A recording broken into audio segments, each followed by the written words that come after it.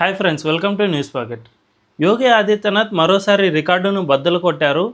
ఇప్పటి వరకు యూపీలో 8 ఏళ్ల 4 నెలల కంటే ఎక్కువగా ఎవరు సీఎంగా లేరు. కానీ యోగి ఆదిత్యనాథ్ ఇప్పుడు ఆ రికార్డును కూడా బద్దలు కొట్టారు. గతంలో ఓ సీఎంపై ఉన్న ఈ రికార్డును తాజాగా ఆయన అధిగమించారు. కాబట్టి ఇప్పటి వరకు యూపీలో యోగి ఆదిత్యనాథ్ ఉన్నంత లాంగ్ టర్మ్ సీఎంగా ఎవ్వరూ లేరు. సో యోగి మరోసారి తాను గొప్ప సీఎం అని నిరూపించుకున్నారు. అయితే యోగిని యూపీ ప్రజలు ఎందుకంత ఎక్కువగా నమ్ముతూ ఉన్నారు?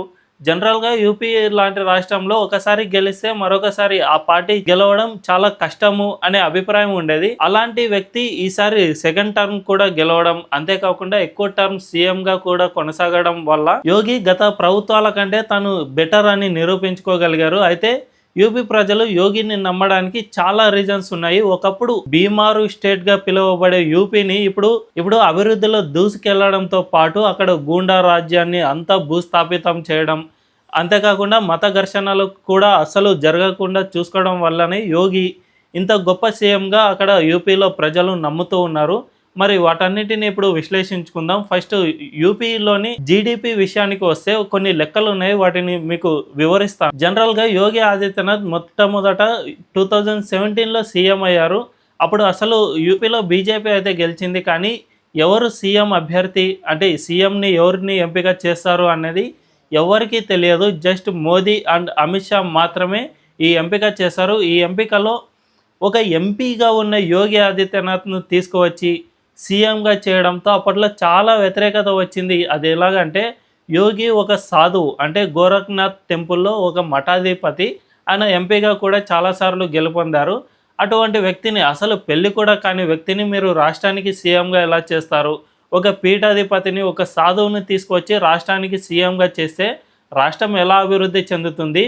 బీజేపీకి మత పిచ్చి చాలా ఎక్కువైంది. ఇలా సాధువులను ఇటువంటి వారిని తీసుకొచ్చి రాష్ట్రాన్ని ఎలా అభివృద్ధి చేస్తారు అని చాలామంది విమర్శించారు. కానీ యోగి ఆదిత్యనాథ్ వీరి మాటలన్నిటినీ, వీరి విమర్శలన్నిటినీ తిప్పికొట్టి రాష్ట్రాన్ని అభివృద్ధి చేసి చూపించారు. ఆ అభివృద్ధికి సంబంధించిన కొన్ని లెక్కలు ఇప్పుడు మనం మాట్లాడుకుందాం. 2017 నుంచి ఇప్పటి వరకు 2025 వరకు, అంటే ఇప్పటి వరకు యూపీలో ఎన్ని ట్రాన్స్ఫర్మేషన్లు జరిగాయో ఒక్కసారి మనం మాట్లాడుకుందాం. లెక్కలను ఒక్కసారి మనం విశ్లేషించుకుందాం. జనరల్గా 2017లో యూపీ జీడిపి 200 బిలియన్లో ఉంటే ఇప్పుడు 2023 నాటికి, అంటే ఒక 2 years బ్యాక్ వరకు ఇది 320 బిలియన్లకు చేరుకుంది. అంటే దాదాపు 1.5 రెట్లు ఎక్కువ అని చెప్పుకోవచ్చు. ఇప్పటికి అది 350 బిలియన్ వరకు చేరుకున్న ఆశ్చర్యపోనక్కర్లేదు. 2029 నాటికి ఇది 1 ట్రిలియన్ ఆర్థిక వ్యవస్థగా తీసుకెళ్లేందుకు యోగి ఆదిత్యనాథ్ ట్రై చేస్తూ ఉన్నారు. అంటే ఇప్పటికే దాదాపు జస్ట్ ఒక 5 yearsలోనే యూపీ జీడిపిని 1.5 రెట్లు బాగా పెంచగలిగారంటే యోగి ఆదిత్యనాథ్ ఎంత బాగా కష్టపడుతున్నారో అర్థమవుతుంది. అలాగే రాష్ట్రంలో తలసరి ఆదాయం అంటే పర్ క్యాపిటా ఇన్కమ్ 2017 నాటికి 46,000 ఉంటే 2023 నాటికి 1,24,000కు చేరుకుంది. అంటే 46,000 నుంచి 1,24,000 కంటే 120% ఎక్కువ అని చెప్పుకోవచ్చు. అదేవిధంగా 1 district 1 production కార్యక్రమం కింద రాష్ట్రంలో ఎంఎస్ఎంఈలను, స్మాల్ స్కేల్ ఇండస్ట్రీలను బాగా పెంచగలిగారు. దీనివల్ల యూపీ ఎక్స్పోర్ట్ చేసే దశకు చేరుకుంది యోగి ఆదిత్యనాథ్ హయాంలో. అదేవిధంగా రాష్ట్రానికి చాలా వరకు టెక్ కంపెనీలను తీసుకురావడంలో యోగి బాగా పనిచేశారు. మైక్రోసాఫ్ట్, గూగుల్ ఇటువంటి సంస్థలన్నిటినీ రాష్ట్రానికి వచ్చేలా బాగా ట్రై చేశారు. అదేవిధంగా కోవిడ్ టైంలో చైనాను వదిలి చాలా కంపెనీలు ఇండియాకు వచ్చేసాయి. ఇతర దేశాలకు వెళ్ళడానికి కూడా ట్రై చేస్తున్న సమయంలో, అంటే ప్రపంచంలోనే శాంసంగ్కు చెందిన 2వ అతిపెద్ద యూనిట్ను యూపీకి తీసుకురావడంలో యోగి ఆదిత్యనాథ్ సక్సెస్ అయ్యారు.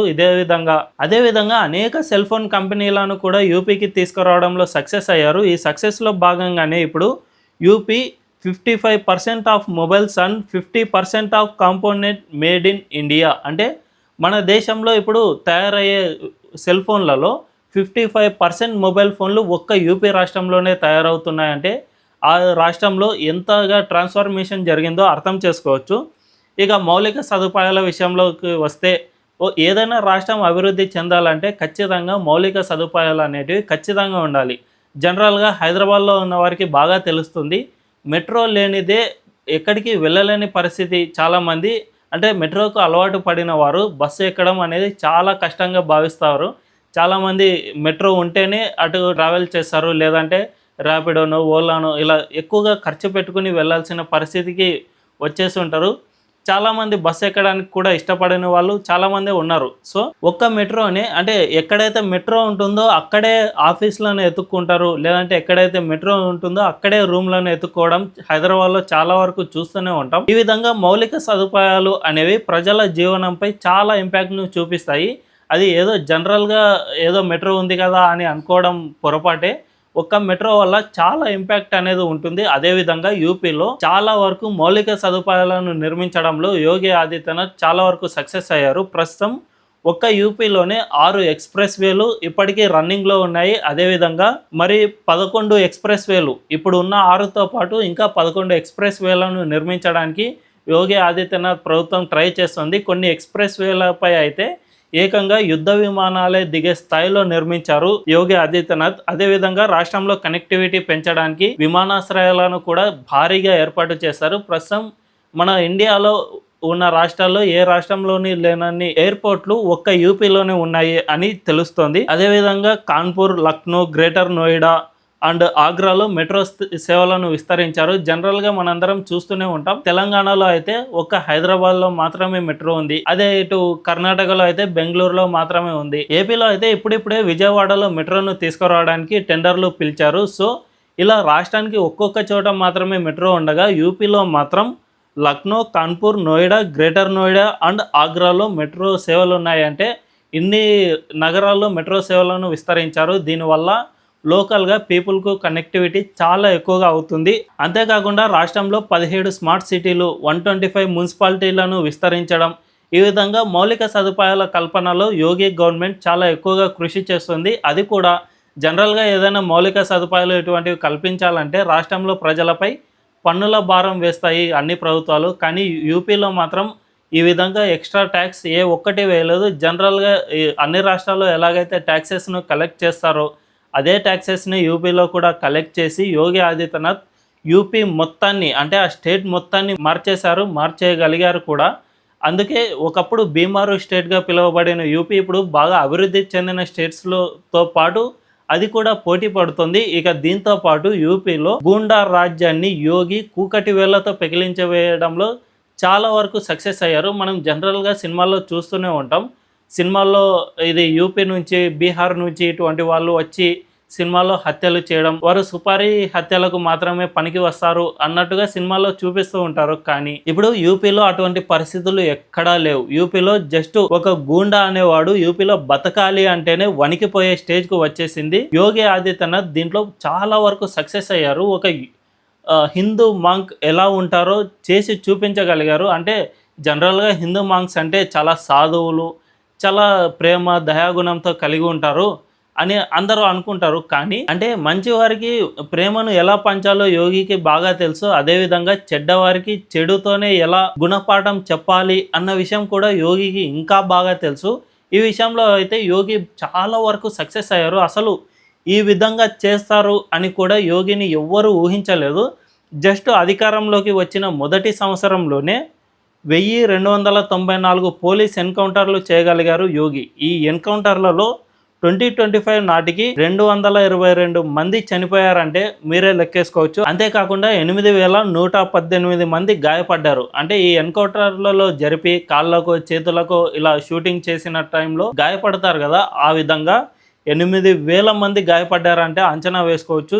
జస్ట్ ఒక సంవత్సరంలోనే 1000కి పైగా ఎన్కౌంటర్లు జరుగుతూ ఉన్నాయి యూపీలో.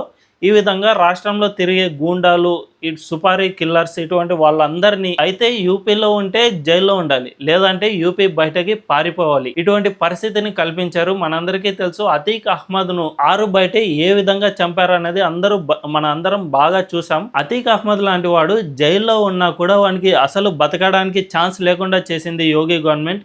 ఈ విధంగా యూపీ లాంటి బీమారు స్టేట్ లా పేరున్న రాష్ట్రాన్ని ఇటు ఆర్థిక వ్యవస్థలో అటు మౌలిక సదుపాయాల కల్పనలతో పాటు గూండాలను కూడా బాగా కూకటి వేళ్లతో పెకిలించడంలో యోగి ఆదిత్యనాథ్ సక్సెస్ అయ్యారు. అందుకే ఇప్పుడు యూపీ కూడా అన్ని రాష్ట్రాలతో పాటు ఈక్వల్గా ఎదుగుతోంది. అందుకే యోగి ఆదిత్యనాథ్ను అక్కడి ప్రజలు రెండోసారి కూడా సీఎంగా ఎన్నుకున్నారు. అందులో భాగంగానే యోగి ఆదిత్యనాథ్ ఇప్పుడు మరో రికార్డును కూడా బద్దలు చేశారు. అందుకే ఇప్పుడు యూపీలో ఏ వ్యక్తి కూడా అన్ని లాంగ్ టర్మ్ సీఎంగా లేరు. ఇప్పుడు యోగి ఆదిత్యనాథే ఆ రికార్డును కూడా బద్దలు కొట్టారు.